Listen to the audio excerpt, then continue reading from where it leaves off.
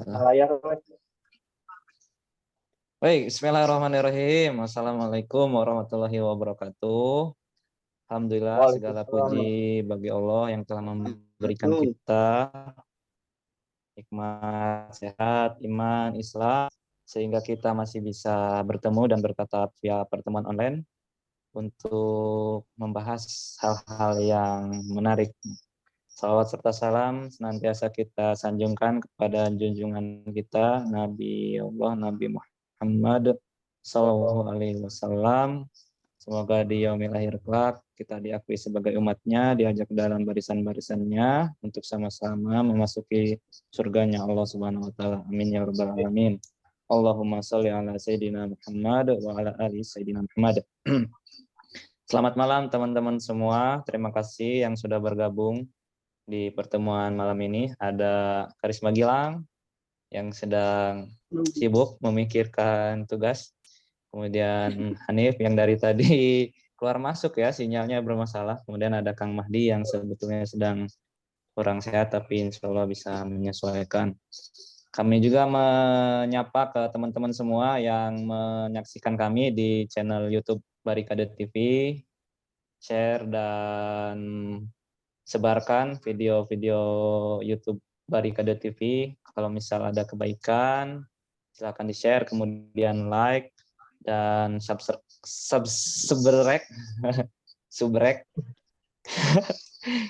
Kalau biar notifikasinya sampai ke teman-teman semua. Dan doakan semoga kami istiqomah dalam membuat konten semacam ini dan semoga dimudahkan gitu. Oke, teman-teman semua. Kita akan membahas satu tema yang cukup menarik dan mantap ya pembahasannya. Jadi di Eropa dulu pada kisaran abad 8 tuh mengalami masa-masa kegelapan gitu, sama gitu. Di Islam juga kan pernah mengalami masa kegelapan. Eropa Barat juga dulu pernah mengalami masa kegelapan. Kemudian ilmu pengetahuan berkembang dan ya ilmu pengetahuan berkembang, kemudian ada pemikiran-pemikiran baru yang muncul. Dan di sekitaran abad ke-15 muncullah pemikiran-pemikiran tentang, nah di abad Renaissance yang kita kenal yaitu abad kebangkitan atau terlahirnya kembali gitu. Jadi pemikiran baru itu agar bangkit gitu Eropa itu. Nah, salah satunya berkembangnya pemikiran tentang sekularisme. Gitu. Kita akan membahas lebih dalam bersama teman-teman semua yang ada ini itu sekularisme. Gilang, saya mau ke Gilang nih. Sekularisme itu sekularisme ya, gimana? Sekularisme itu apa? Alhamdulillah ya dikasih waktu tadi 1 menit buat baca-baca ya. Kalau dari yang saya tangkap ya, sekularisme itu merupakan suatu paham ya, suatu yang memisahkan antara ini, maaf, suara apa ya? Mik. Kayaknya suara suatu paham berdekatan atau suatu ajaran yang memisahkan antara kehidupan dunia dengan akhirat dalam segala aspek kehidupan, seperti misalnya agama, ekonomi, pendidikan, sosial, dan lain sebagainya. Segala aspek tersebut dipisahkan antara kehidupan dunia dengan akhirat. Gitu. Nah, selain itu, sekularisme juga memperjuangkan hak untuk bebas dari berbagai aturan-aturan agama. Di samping juga memberikan sifat toleransi yang tidak terbatas gitu. Jadi ibaratnya kita bebas gitu, karena kita mempunyai hak bebas untuk hidup ya. Jadi aturan-aturan agama tuh tidak boleh ikut campur gitu, karena ini kan urusannya duniawi. Gitu. Duniawi gitu. Nah, itu dari saya pengertian dari sekularisme. Ya, dari Gilang berarti ini ya pemisahan itu ya tadi ya, kehidupan antara kehidupan dan juga agama gitu ya, dipisahkan gitu, dan tidak ada batas atau gimana tadi? Tidak ada batas. Jadi semua tidak ada manusia itu ya itu ya dibuat oleh manusia, tidak boleh ada peran atau campur tangan agama di dalamnya. Jadi Oh, itulah. tidak ada hukum Tuhan gitu ya. Iya betul. Jadi ya Oke, manusia bebas, siap. bebas. Bebas. Gitu. Bebas. Kami bebas Oke, siap. gitu. Mantap ya. Cukup jelas Iya. penjelasan dari Gilang. Kemudian saya ke Hanif. Hanif. Yang Yuk, jalannya insya Allah amin, lurus. setuju lah. Karena artinya lurus. Setuju. Pokoknya jawaban Gilang setuju. Iya, jadi tadi Gilang bagus ya udah Ya, nyuri-nyuri ya, ya. waktu buat nyuri jurnal, saya juga nyuri waktu buat nonton Precision MU. Oh, oke. Cuman yang pasti kata kuncinya tuh tadi pemisahan lah gitu antara Pemisahan. kehidupan dunia dan juga akhirat. Jadi apa ya, manusia pede dengan akalnya gitu, manusia gak mau Oh, diatur. nggak mau Jadi diatur ya. hmm, padahal itu berbahaya. Nanti mungkin lebih lanjut di pertanyaan selanjutnya. Setuju Oke, intinya. siap. Betul ya. Jadi, pemisahan. Gilang kenapa kameranya? Enggak, emang nggak ada kameranya? Nggak ada. Sekarang nggak ada.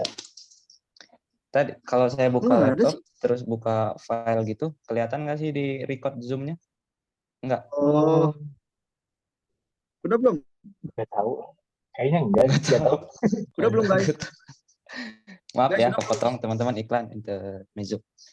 Udah aman. Halo, Halo, aman. Ada tuh, halo. ada tuh. Oh, Iya, Tadi halo, ya, halo. oke, oke. pemisahan gitu. Berarti kalau misal gini, kalau misal Gilang sedang berpisah dengan dia gitu, apakah Gilang itu sedang sekuler bersama dia? Nggak bercanda ya ini. Itu jomblo. Itu jomblo jatuhnya ya. Tolong Itu jangan jomblo. Oh, beda bukan sekuler. konteks. Oke, siap. Oke, selanjutnya tadi udah disinggung juga sama Hanif ya, terkait dengan bahaya gitu. Tapi sebelum masuk ke bahaya, nah tentang paham sekulerisme ini, apakah bertentangan dengan Islam atau tidak? Nah, apakah ada contohnya nih? Kalau misal ada contohnya, apa gitu? Misal bertentangannya di bagian mana? Enggak, ada nih. Apa ya? Oke, Yang pasti bertentangan dengan Islam, ya gitu ya. Karena ya. begini sih, apa? Kan agama itu secara arti A itu tidak, agama itu sesat ya. Lupa saya juga. Merusak. Rusak ya, nah itu. Nah, Jadi sesuatu yang tanpa agama itu ya gak akan benar gitu. Dan sebagai Muslim, saya 100% meyakini bahwa Islam satu-satunya agama yang benar itu, bukan yang paling benar itu. Nah, kelanjutannya oke. kalau contoh kan, misalkan main bola gitu. Ini saya lagi nonton bola gitu. Di Ya, main bola kan ada aturan main gitu. Dan aturan main itu dituruti sama pemain gitu dan ditegakkan oleh wasit lah gitu. Nah, oke. ini Siap. main bola yang sekedar permainan gitu, apalagi hidup di dunia gitu. Hidup dunia juga ada aturannya. Masa nggak mau ngikut aturan tersebut gitu, dan aturan tersebut Oke. ada di agama tersebut, yaitu di Islam. Agama Karena Islam, oke. kalau nggak tahu, saya juga kurang paham, cuman kalau dengar definisi tadi sekuler tuh mungkin gitu ya, mungkin terlalu menuhankan akal manusia yang sebenarnya terbatas lah gitu. Mungkin kalau Oke. salah satu saya nggak tahu sih negara mana yang menerapkan sekuler. Kalau Indonesia kan jelas enggak ya gitu. Di sila pertama juga ketuhanan yang Maha Esa. Ya Mungkin masa secara ini tidak, ya, tapi kan kehidupan sosial masyarakatnya yang sekuler tuh menurut saya banyak gitu di negara kita nah pun itu gitu. itu Praktiknya, PR-nya. ya itu PR. Itu PR besar. Oke. Lanjut. Paling saya jadi ingat ini sih. Paling jadi ingat Jepang, negara Jepang. Jadi Oke, Jepang itu kondisinya kan sekarang, Jepang kan ini ya negara yang maju, maju. kepintaran mah nggak ada dua lah Ya, gitu. Cuman oke. sekarang lagi menghadapi kondisi bonus demografinya rendah, angka Hmm. kelahiran manusianya rendah. Hmm. Bahkan di salah satu berita itu ada bahwa Jepang itu udah gak punya murid di sekolah pun juga Banyak yang tutup ya. banyak yang tutup dan nyari nyari pekerja asing gitu karena di sana nggak ada generasi yang melanjutkan gitu karena mereka Oke. memiliki paham bahwa menikah itu gak penting, punya anak itu gak penting, ya apa untungnya gitu. Dan Hmm. itu Oke. lahir lahir karena logika mereka gitu, keterbatasan akal Oke. mereka. Padahal kalau kita punya konsep Islam, Islam kan sudah mengatur semua itu gitu. Sehingga Ya, ya, ya. kita gak akan kena bencana kayak Jepang. Jadi intinya uh, sepintar-pintarnya Jepang juga akal manusia itu terbatas dan sekarang kelihatan Oke. dampaknya. Itu salah Dampaknya. satu. Oke, gitu ya. Bertentangan dengan apa hukum Islam gitu ya. Berarti sekulerisme itu. Kemudian saya coba ingin menyampaikan satu ayat yang coba kita bacakan, yaitu Quran surat An-Nisa ayat 150. Saya bacakan artinya aja ya, tentang mungkin ini Iya, bisa boleh. kita kaitkan dengan sekulerisme gitu. Yaitu artinya Quran surat An-Nisa ya ayat 150 151. Sesungguhnya orang-orang yang ingkar kepada Allah dan Rasul-Nya dan bermaksud membeda-bedakan antara keimanan kepada Allah dan Rasul-Nya dengan mengatakan kami beriman sebagian dan kami mengingkari sebagian yang lain, serta bermaksud mengambil jalan tengah, iman atau kafir. Nah, nanti di lanjutnya 151 itu ada lanjutannya. Nah, itu yang di highlight sama saya itu. Kami beriman kepada sebagian dan kami mengingkari sebagian. Sedangkan kan kita kalau berislam harus seluruhnya kita terima kan. Dan hukum Allah itu sudah tercantum di dalam Al-Quran gitu. Jadi mau nggak mau kita harus menerima semua gitu. Tidak bisa ini diterima, kemudian itu ditolak gitu. Karena semua diatur gitu ya. Nah, itu terkait dengan sekulerisme gitu. Tidak memilih-milih gitu. Begitu ya kira-kira ya. Nah, dilanjutkan ke Gilang. Apakah sekulerisme bertentangan dengan Islam atau tidak? Kalau misal ada contohnya, boleh. Tadi Ustaz Danip memberikan contoh negara yang maju, Jepang. Dia punya pemikiran tidak menikah, dan karena tidak menikah itu, nanti ada efek negatifnya gitu. Nanti mungkin bakal dijelaskan Anip ya. Enggak, Gilang? Betul, betul. Oke, apakah oke Bridging-nya udah bertentangan dengan Islam lama-lama. atau tidak ya? Ya, ya, ya. Lalu pikirannya rada kebagi dua ya, mohon maaf ya. Oke, Oke. apakah sekulerisme bertentangan dengan Islam atau tidak? Oke. Oke, jawaban saya adalah ya tentu bertentangan gitu ya. Eh, Agama kita kan agama Islam adalah agama yang sempurna ya. Dalam arti Mm-mm. agama yang telah disempurnakan gitu. Mm. Bahwa eh, peng- Nabi Muhammad SAW juga telah mengajak gitu kepada kita juga umatnya untuk beriman dan beramal soleh serta berakhlak Ya, mulia sesuai dengan ajarannya. Dan yang pasti ajarannya itu apa ya? Menurut Al-Quran gitu sebagai panduan kita gitu. Nah, ya, ya. bila dikaitkan dengan pengertian dari sekularisme yang dimana tidak ada campur tangan, itu itu telah menandakan bahwa ya telah bertolak belakang gitu dengan ajaran Islam itu sendiri gitu. Oke. Nah, Mantap. contohnya itu apa ya? Nah, contohnya ini saya masih mikir ya. Oke. Ah, Eh, Ya, secara prinsip inilah atau nanti gimana ya? nanti diberikan Oh, contohnya. ah, oh ya, Ya mungkin udah. diberikan dulu Kak Hanif Nanti ya. sekalian Saya sama harus. dampak negatif atau bahayanya Oh, gitu. boleh, boleh, boleh, boleh. Boleh ya. Kemudian tadi saya highlight Gilang. Gilang menyebutkan bahwa Islam adalah agama yang sempurna. Saya coba kita sama-sama menelaah lagi ayat Al-Quran surat Al-Maidah, disebutkan di situ al-yauma akmaltu lakum dinakum wa atmamtu alaikum ni'mati wa raditu lakumul Islam madina. Jadi pada hari ini telah aku sempurnakan agamamu untuk kamu gitu. Jadi di situ Islam ini sudah diridhai oleh Allah dan memang sudah sempurna. Jadi hukumnya sudah lengkap gitu. Semua ada dari segi kehidupan mengatur kita. Nah, kemudian saya coba ke Kang Mahdi Oh, ini tentang saya potong dulu, saya ada tadi contohnya. Oh ya udah boleh ya, boleh. Baru kepikiran. Oke. Tadi Oke. nanggung lah, kalau Pikiran ya, nanggung kan sesuatu hal yang tidak baik ya, itu harus Ya, diselesaikan gitu kalau misalnya ya, ya, ya. menjawab sesuatu. Nah, ini contohnya ada biasanya orang yang paham sekularisme ya. Misalkan ada sebut aja Mawar ya. Nah, si Mawar ini mengaku agama Islam gitu misalnya. Orang yang beragama lah, apapun mau agama Ya. Islam, Kristen sebagainya. Nah, beliau itu berprinsip tidak mau memberikan sedekah untuk hal-hal yang sifatnya duniawi, kayak misalnya pembangunan jalan raya, rumah sakit, yang ibaratnya seperti fasilitas umum lah, buat fasilitas umum.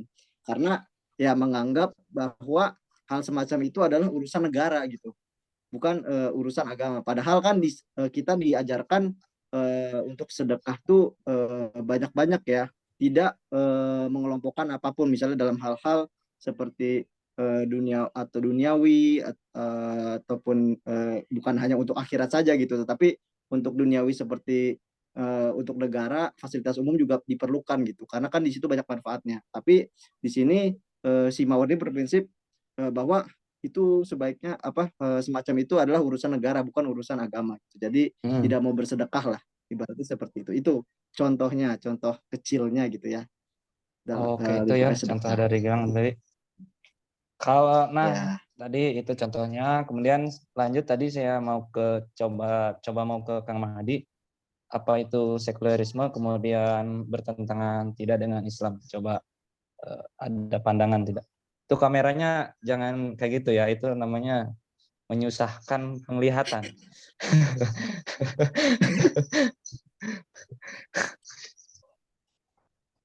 Nah, baru boleh, mangga. Apa-apa? Tadi pertanyaannya apa? Apa itu sekularisme kemudian bertentangan tidak dengan Islam? Sekalian nih, saya pertanyaannya jadi dua. Aduh, aing. Tadi narawan itu dari Hanif yang bilang apa? Ya, intinya pemisahan lah, pemisahan antara agama dengan kehidupan gitu. Oh, Padahal iya, kan iya. kehidupan diatur juga sama agama gitu. Kalau menurut saya tuh mungkin intinya kan sekuler tuh yang saya tahu ya, ini mah adalah pemisahan antara agama dengan urusan-urusan pemerintah lah mungkin ya. Bukan Bisa pemerintah, coba. katanya apa ya?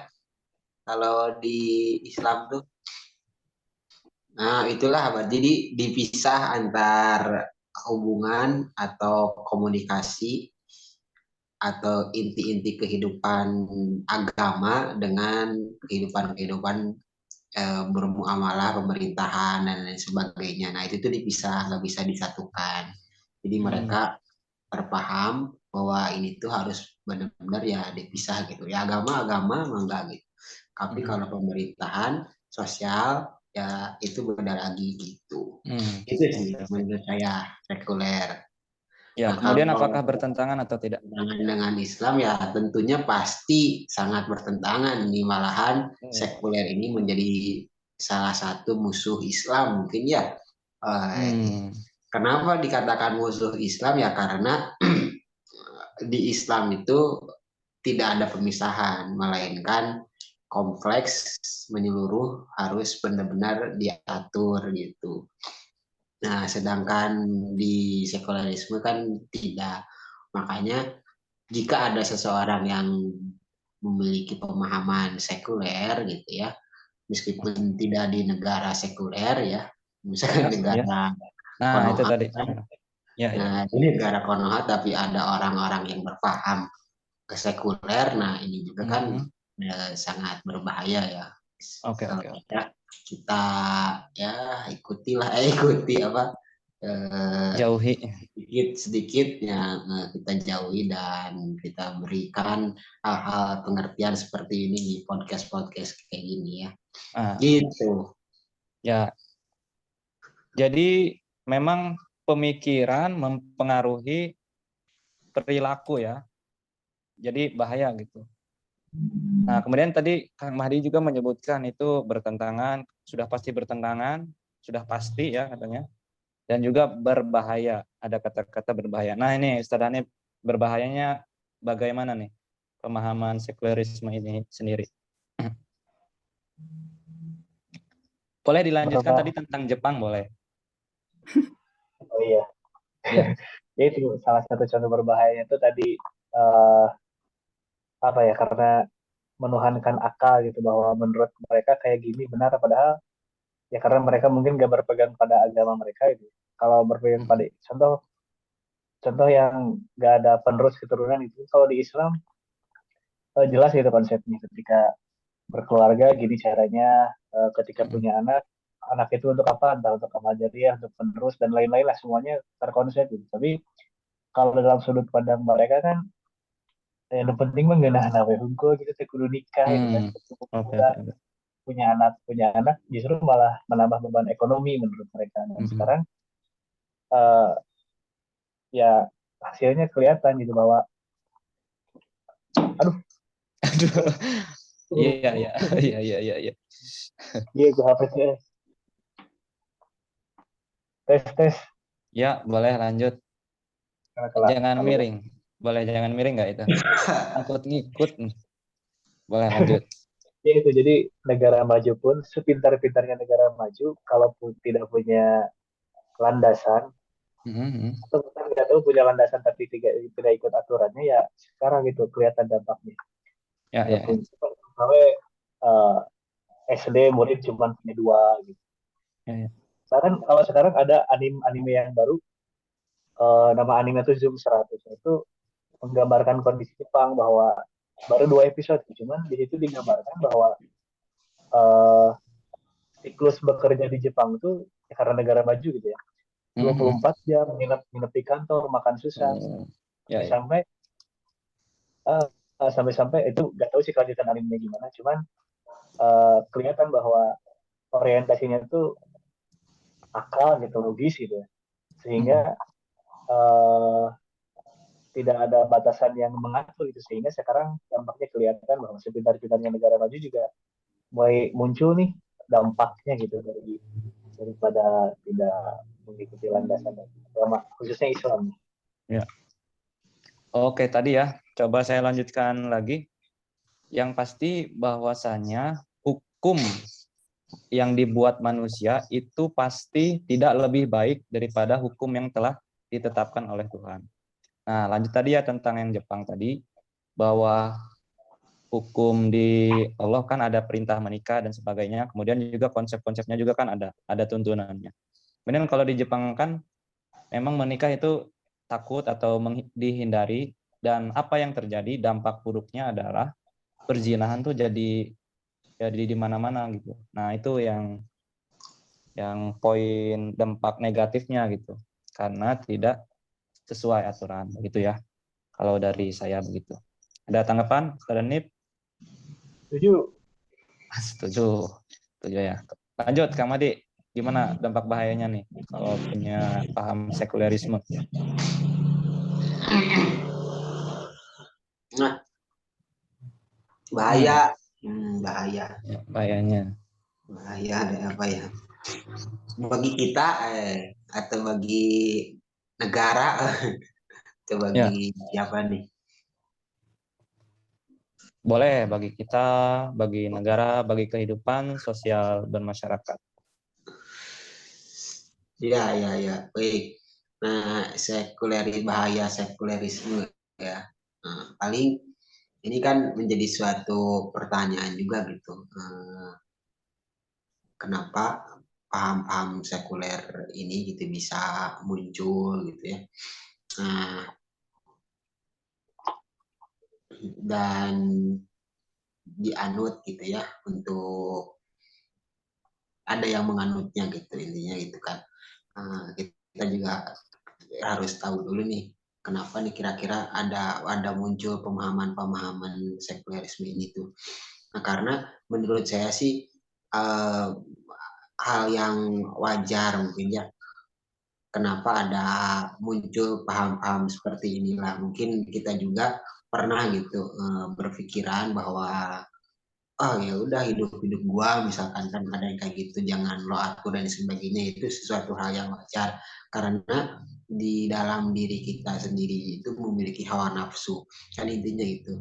Nah hawa nafsu ini yang seharusnya dicegah gitu kan. Nah yang bisa mencegahnya itu yaitu agama gitu.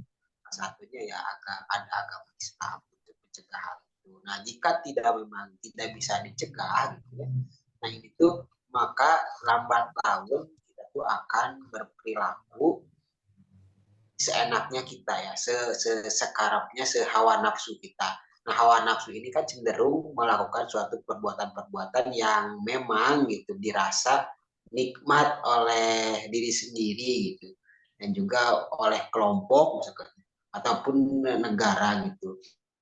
Nah, jika ini terus dilakukan ya bahayanya ya efeknya pasti dunia ini akan hancur gitu.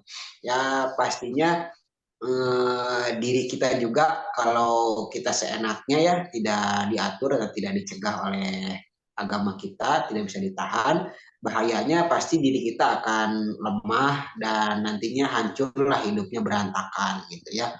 Kita tidak olahraga, misalkan tidak makan atau makan seenaknya dan sebagainya, pokoknya terasa nikmat oleh diri sendiri, berlebihan dan sebagainya, maka efeknya akan hancur bagi diri kita gitu.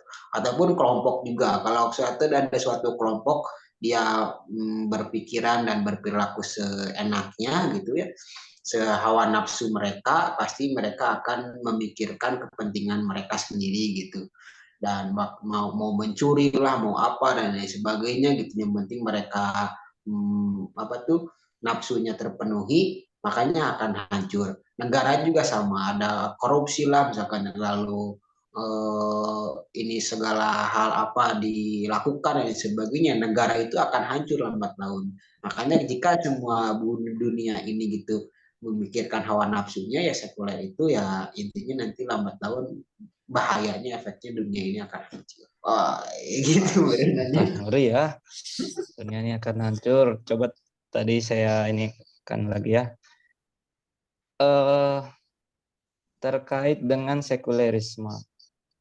Kalau sedikit yang saya tahu kan, sekuler itu jadi ibadah-ibadah urusan privat, urusan pribadi, kemudian kalau misal urusan sosial, urusan publik, itu kita nggak boleh ikut campur gitu. Nah ini yang jadi bahaya sebetulnya, ketika agama itu menjadi udah urusan privat aja, urusan publik jangan dikait-kaitin dengan agama. Jadi hal-hal dakwah nanti nggak ada gitu. Kita nggak boleh menyuruh kepada kebaikan. Sedangkan kan Allah Subhanahu Wa Taala berfirman dalam Quran surat Ali Imran ya, coba saya baca. Artinya ayat 104, dan hendaklah di antara kamu ada segolongan orang yang menyeru kepada kebajikan, menyuruh berbuat yang ma'ruf dan mencegah dari yang mungkar. Nah itu. Jadi ketika paham sekulerisme ini dianut, jadi udah nggak ada lagi nih dakwah, udah nggak ada lagi yang ngajak ke masjid, udah nggak ada lagi yang ngajak kepada kebaikan. Itu yang jadi bahaya sebetulnya. Begitu. Ada tanggapan teman-teman? Enggak? Sepakat. Setuju dong. Gilang Setuju gimana banget. Lang? Iya, saya setuju banget tadi. Tuh. Ya kan, benar.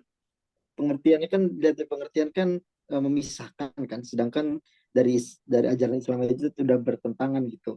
Kalau misalnya nih kekuasaan yang misalnya tidak dilandasi dengan nilai agama, ya maka akan terjadi kezaliman gitu, yang tadi dibicarakan sama Zolim Kang ya. Mahdi ya. Bahaya besarnya itu ya. Iya itu. Jadi negara jadi hancur lah. Jadi balik lagi, ketika lu punya uang, lu punya kuasa gitu ya. Tapi bagi gue enggak lah. Oh iya enggak. Oke, Lu punya kemudian lu punya pemikiran akal sehat, lu punya kuasa. oh, Gitu, Bos. benar-benar. Bagus ya. Kemudian kalau misal tadi udah disebutkan bahaya-bahayanya. Nah, kalau bahaya dan misalkan juga bahaya banget, kemudian apa benteng yang bisa kita lakukan untuk tidak terjebak dengan paham sekuler gitu. Bentengnya apa? Dan harus bagaimana nih, teman-teman? Tadanip, bagaimana? Oh, Gilang dulu kayaknya, Gilang dulu. Terus tadi kan saya udah terakhir itu menambahkan. Apa Yang kedua bentengnya? itu sedikit. Bentengnya ya, bukan bantengnya ya. Gilang, gimana Lang? Benteng agar kita nggak terjebak, agar kita nggak terjebak kepada Ya, paham sekuler. itu kalau dari saya ya banyak-banyak bergaul dengan Ya, lingkungan-lingkungan itu yang banyak banyak bersedekah. Asa nyambung ke sedekahnya. ya terutama itu apa Eh, lingkungan ya. Kalau misalnya Lingkungan, kita oke. bergaul dengan orang-orang yang paham tentang sekularisme kan takutnya terbawa ya. Jadi Oh, oke. sebaiknya cari lingkungan yang benar-benar baik gitu ya. Itu yang pertama. Oke. Terus yang kedua jangan mudah terpengaruh ya gitu. Jangan mudah terpengaruh terhadap paham-paham selain agama Islam gitu ya. Itu jadi Hmm. banyak-banyak menimba ilmu tentang Islam dan nanti kan ketika misalnya kita banyak ilmu kita tidak bakal goyah gitu dengan paham-paham yang lain tidak tergoyahkan gitu. Oke. Itu Oke ya, udah dari sih cukup Gilang sih. tadi. Iya. Berarti ya, bentengnya itu cari ilmu, kemudian Nah, lingkungannya dicari yang Islami gitu ya. Kemudian iya, apalagi cukup jangan lah itu. terpengaruh, punya prinsip ya. Ya, ya. Oke. Kuatkan Punya prinsip, prinsip kuatkan Islam. prinsip.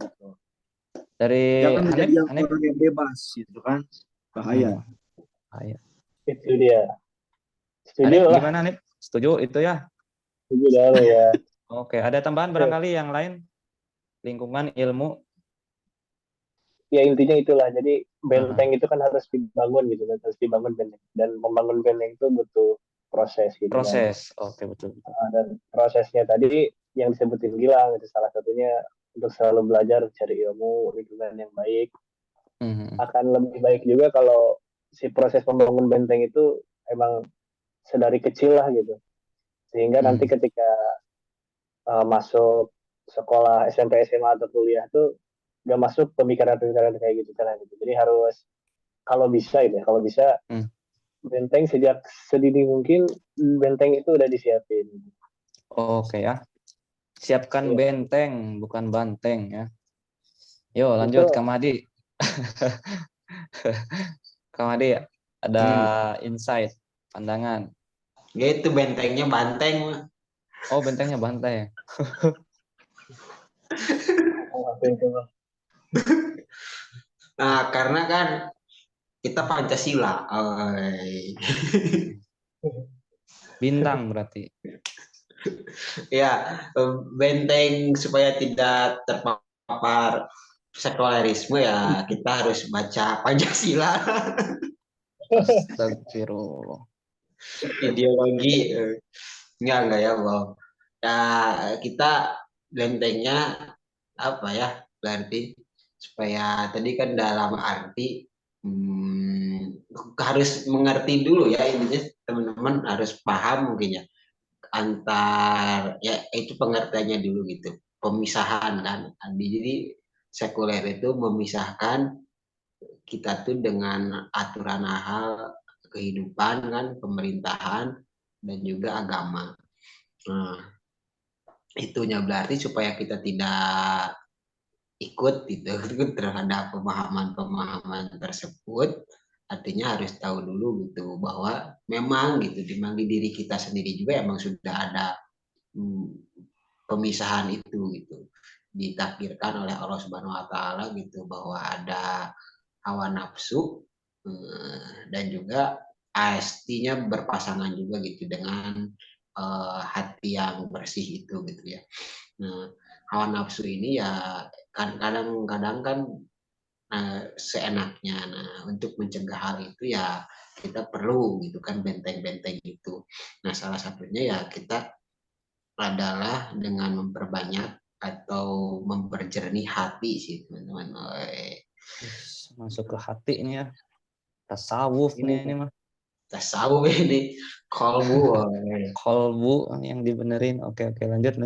Karena kenapa gitu? Jika memang hati kita sudah kotor, nah apapun masuk ke pemikiran kita gitu. Kalau hati kita kotor, pemikiran kita juga cenderung akan berpikiran kan kotor gitu, dan kita akan melakukan suatu tindakan-tindakan yang kotor juga gitu, yang hawa nafsunya gitu. Jadi kalau misalkan menurut agama tadi pendapat apa tadi diwajibkan kan atau disunahkan memang orang muslim itu harus menikah gitu. Tapi dia berpikiran gitu kan bahwa dia tuh tidak buat apa gitu nikah kan, tujuannya apa gitu. Misalkan nggak usah lah gitu nikah mah gitu kan. Nanti punya anak dan lain sebagainya ribet lah. Banyak apa tuh keperluan dan lain sebagainya gitu. Jadi menurut dia itu tidak penting. Itu pemikiran-pemikiran itu muncul ketika ya hawa nafsu itu mempengaruhi atau cenderung yang lebih banyak gitu ya. Itu karena apa ya? Kenapa ya hatinya menurut saya sih hatinya belum benar murni gitu bersih.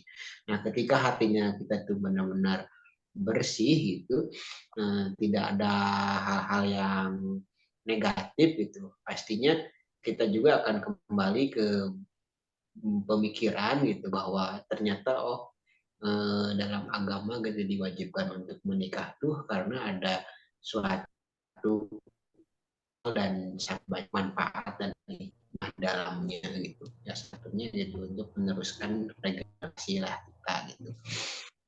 Yang dan juga pahala-pahala yang sangat banyak itu di dalamnya di regenerasi. Gitulah. Jadi hatinya tadi ya. harus Hatinya tadi harus dibersihkan dulu. Kita juga ingat peristiwa Nabi Muhammad yang dibersihkan hatinya oleh malaikat Jibril gitu ya. Kemudian tadi banyak contohnya yang teman-teman bahas tuh masalah menikah ya. Berarti kayaknya teman-teman nih bentar lagi mau menikah nih, jangan-jangan yang membahas tentang menikah. Dan mudah-mudahan dilancarkan ya. Amin ya Allah. Nah, kemudian kita lanjut nih. Kita kan sedang hidup di Indonesia. Nah, apakah di Indonesia ini sudah ada paham sekuler yang menyebar di masyarakat atau bagaimana? Atau Islami semua ataukah ada paham sekulerisme nih? Hilang. Iya. Kalau menurut saya suatu paham sekularisme harusnya ya tahu ya karena kita ya mungkin ada walaupun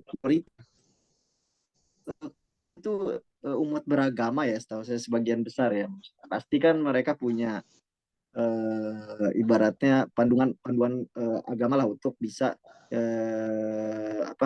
hidup di dunia ini gitu. Mungkin suatu agama itu disahkan gitu kan kita umat yang beragama dalam disebutkan cuma pasti minoritas memang menganut itu gitu walaupun kita tahu ya tidak terpapang jelas lah gitu. Nah terus tadi yang terakhir pertanyaannya apa? Menjaga persatuan ya? Apa belum ditanya nanti dulu ini tentang ini dulu. Nanti dulu jangan dibocorin, itu mah urusan saya lah. Ya udah itu mah urusan saya masalahnya mah. Itu. Oke ya. Kalau dari saya itu. Ya. Ini mah tambahan. Nah, kita hidup di Indonesia. Tapi apakah di Indonesia ini sudah ada paham sekulerisme, Ustaz Danip? Mangga. Menurut saya banyak sih kayaknya. Banyak ya. Banyak sih di kehidupan Karena sosial kita ya. karena dengan data Muslim terbanyak di Indonesia, Hmm. faktanya nggak semua Muslim mau mengikuti aturan Muslim tersebut lah gitu. Hmm. Singkatnya kayak gitu. Detail contohnya banyak lah gitu. Hmm. Padahal jadi kita nggak tahu sih penyebabnya apa. Mungkin karena kitanya kurang belajar dan kurang yakin dengan agama sendiri gitu. Jadi naon sih dari menurut saya mah kayak gitu ya. Kan kata moderator kan harus kafah ya, untuk lebih kafah teh nih menyeluruh. Dan kalau menurut saya untuk sampai level menyeluruh mah sangat belum lah gitu. Kadang saya mikir itu Islam tuh sempurna gitu. Jadi seandainya aja umat Muslim yakin agama Islam itu sempurna dan menjalankan dengan sempurna gitu ya, harusnya harusnya bukan nggak mungkin Indonesia itu 100% Muslim gitu. Jadi banyak yang mualaf gitu. Karena kan sekarang Islam itu ketutup oleh Muslimnya itu sendiri gitu. Sedangkan orang yang non Muslim kan ngelihat Islam dari Muslimnya, gitu. Sedangkan itu belum terlihat gitu. Dan untuk sampai di level itu mah menurut saya masih jauh. Dan intinya apakah di Indonesia banyak yang sekuler? Menurut saya banyak. Masih banyak ya. Iya. Dan berarti ya kita juga mungkin belum seluruhnya menerapkan Islam gitu ya. Dan kita berusaha yang bisa kita lakukan. Kemudian sebisa mungkin apa yang dilarang kita berusaha mungkin sekuat tenaga untuk meninggalkannya gitu. Mudah-mudahan kita diberikan kekuatan. Lanjut Kang Mahdi, gimana kehidupan di Indonesia? Apakah ada paham sekulerisme? Nah, saya belum meneliti Oke. Nah, Yang harus dilihat nate aja. kudu aya datanya, Kang. Nah, kehidupan sosial masyarakat aja kan kita pernah bersinggungan gitu. ya Tidak. pastinya ada lah, atau mungkin saya sendiri juga pernah gitu, maksudnya pernah tuh dalam hal bukan apa ya, memisahkan gitu antara pemerintahan atau hukum-hukum misalkan dari sosial, kehidupan sosial dengan agama gitu. Namun pernah sesekali mungkin pastinya juga kita bertemu dengan teman-teman kita yang memiliki pemahaman bahwa dirinya benar-benar gitu, yang benar-benar memisahkan lah gitu ya antara kehidupan dan juga agama gitu. Ada ya, ada gitu maksudnya di Indonesia atau di lingkungan kita juga, teman-teman kita juga ada gitu yang berpahaman seperti itu. Oke, gitu ya. Ada. Last question from moderator ya, Andiles. Gimana nih yang pertanyaan terakhir, bagaimana nih? Kan kita hidup bersinggungan dengan banyak orang, banyak karakter begitu. Nah, tapi kita juga di sisi itu kita harus punya prinsip sebagai muslim gitu ya. Nah, gimana nih agar menjaga persatuan dalam sebuah perbedaan? Gimana? Mangga, Gilang. Yang tadi udah disepil pertanyaannya. Ya, kalau dari saya sih pahami dulu arti toleransi ya. Kebanyakan orang kan jadi banyak memperdebatkan gitu lingkup toleransi itu seperti apa gitu. Jangan sampai ketika kita menjaga menjaga apa? Enggak, lupa wae di tengah jalan. Menjaga persatuan. Ibaratnya kita punya perbedaan tapi kita harus menghargai gitu. Nah, itu yang perlu digarisbawahi gitu. Jangan sampai kita salah kaprah gitu ya. Nah, itu kita boleh ibaratnya toleransi agar tidak apa ibaratnya kita membedakan punya ajaran yang berbeda gitu, tetapi untuk kehidupan bersama-sama juga itu gitu.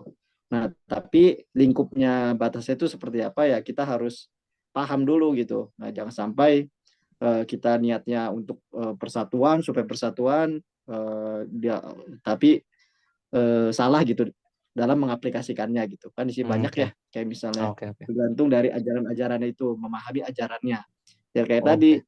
sebenarnya kita bukan paham sekularisme tapi secara tidak sadar ya kita menerapkan itu gitu. Nah itu yang perlu Ya. dipahami gitu sebenarnya Ya. makanya saya bilang sebenarnya dikit gitu yang paham sekularisme cuman orang-orang tuh nggak sadar gitu kayak gitu. Kita Itu juga sih. ternyata melakukan yang Iya sekuler ya. gitu. Ya, padahal kita mengaku bahwa kita tuh bukan paham sekularisme gitu. Itu yang bahaya sih sebetulnya.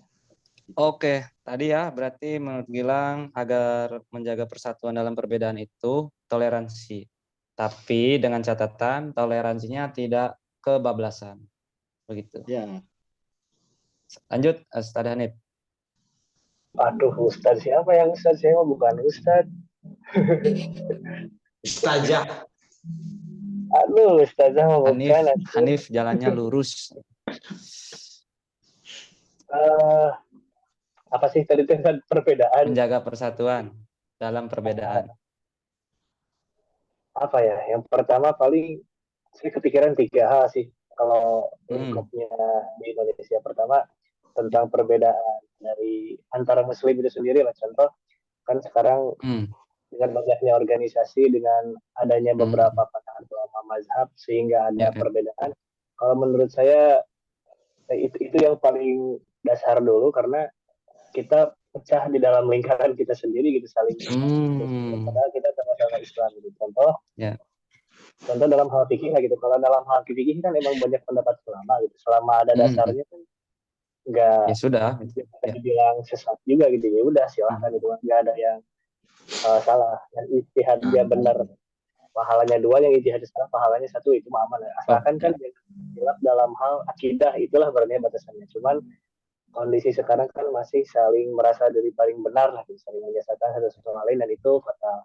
Terus naik setingkat ke atasnya kalau menurut saya itu apa ya, dalam hal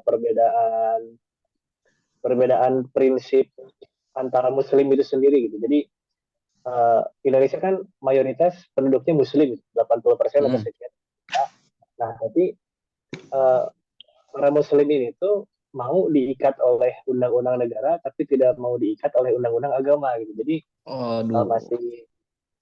masih sedangkan kan Indonesia emang ditemukan negara Islam, tapi Muslimnya sendiri harusnya kan terikat dengan aturan di Al-Quran Sunnah sebagai Muslim gitu ya. Nah itu masih belum nyampe level itu gitu. Padahal kalau level itu bisa dicapai gitu, level ketiga tuh bisa dicapai. Maksud saya level ketiga tuh adalah, nggak tahu ya, kalau saya sebagai Muslim kan yakin Islam itu 100% benar gitu. Sehingga itu ada perbedaan agama di Indonesia ya, karena ketuhanan yang Maha Esa gitu ya, nggak ada yang ateis. Jadi kalau saya sih yakin gitu bahwa pengaplikasian aturan Islam ke negara itu akan jadi rahmatan lil alamin lah gitu, bukan hanya rahmatan lil muslimin, tapi untuk semuanya, semua alam, termasuk yang non muslim gitu. Nah itu puncaknya, dan puncak itu bisa digapai kalau misalnya muslimnya itu sendiri udah yakin dan mau menjalankan undang-undang agamanya, bukan cuma undang-undang negaranya. Kalau contoh kan dulu pas Muhammad Al-Fatih membebaskan Konstantinopel pas 1453, nah itu kan di dalamnya juga bukan semua Muslim. Terus bagaimana memperlakukan yang non Muslim ya silahkan gitu, hidup berdampingan, nggak dibunuh. Kan asalnya orang-orang yang non Muslim itu takut dibantai, takut dibunuh. Gitu. Tapi ternyata enggak. Dan di situ nilai Islam tuh membuktikan bahwa Islam itu rahmatan untuk semuanya manusia, makhluk hidup, bukan hanya Muslim. Toh juga contoh penegakan aturan gitu, misalkan di Arab penegakan aturan Islam yang korupsi dipotong tangan itu kan kebukti indeks korupsinya juga rendah gitu, maksudnya gitulah. Atau nggak usah jauh ke Arab, di Aceh misal. Ah iya itu Aceh ya, Nanggro Aceh Darussalam gitu ya, dan juga ada Darussalam, sehingga ya itulah gitu. Secara bukti mah udah banyak sebenarnya, cuman sekarang PR-nya tuh di muslimnya itu sendiri gitu. Jadi kalau menurut saya terkait perbedaan itu ya tadi ada 3 level. Level pertama di Islamnya sendiri, level kedua apakah muslim di satu negara ini mau Sudah menjalankan menerapkan. undang-undangnya, dan yang ketiga level menyeluruh yang membuktikan bahwa Islam itu rahmat buat seluruh makhluk hidup. Oke, mantap ya, luar biasa penjelasannya. Dan bahwasanya untuk mencapai Islam rahmatan lil alamin, itu kita harus terikat dulu dengan undang-undang kita, hukum Allah dan sunnah. Kemudian sebelum itu juga kita menyikapi perbedaan sesama muslim tuh harus clear dulu, harus beres dulu tentang masalah khilafiyah yang saat ini kayaknya banyak itu gitu, banyak perbedaan tapi saling ribut gitu, di saling aja gitu. Itu harusnya selesai dulu sih sebetulnya ya. Tidak saling menyalahkan intinya. Begitu. Mantap sih. Lanjut Kang Mahdi. Ada pandangan gimana nih menjaga persatuan dalam perbedaan? Respect. Unity in diversity. Oh, respect.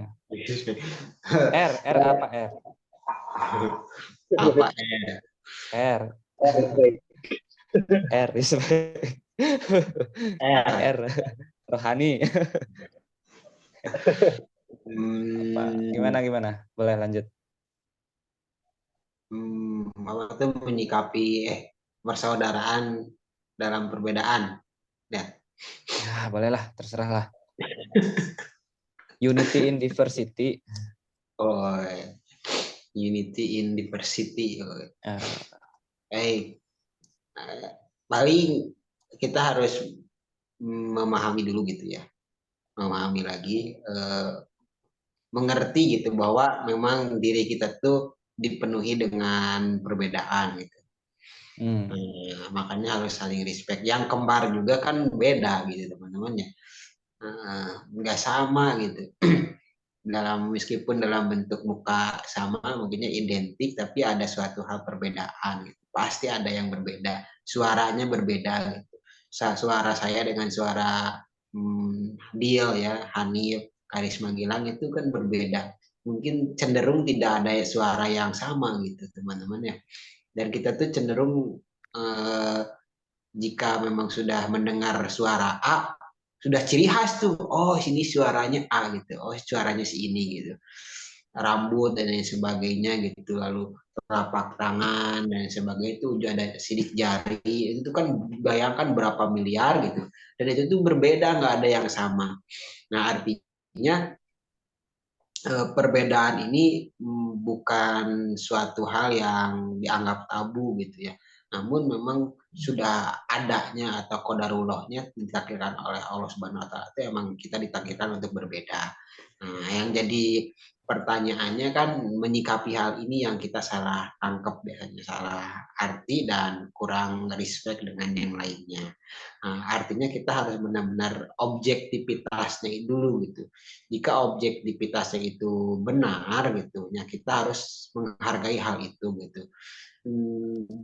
Meskipun dia latar belakang atau dari suku yang berbeda gitu kan, latar belakang yang berbeda gitu ya. Tapi kalau selama objektivitasnya itu benar ya kita harus akui itu gitu, harus mengakui bahwa oh pendapat dia gitu, oh apa yang dilakukan dia itu benar gitu, meskipun dia berbeda dengan kita gitu. Jadi kita harus mengerti dan memahami objektivitasnya itu. Nah, jika memang objektivitasnya itu kita sudah sama, artinya kita tuh saling bisa menghargai hal itu. Nah, yang jadi masalahnya biasanya kita tuh tidak memahami objektivitas itu gitu.